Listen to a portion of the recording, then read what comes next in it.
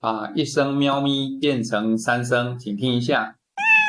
这是一声喵咪，对不对？我们可以全选 Ctrl A， 然后复制 Ctrl C， 或者用上面的键也可以，然后再把它点掉以后，这时候没有选取区的，你在贴上的时候 Ctrl V 贴上，就会贴在后面，贴2次，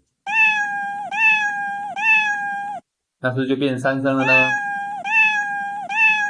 很简单吧 ？OK。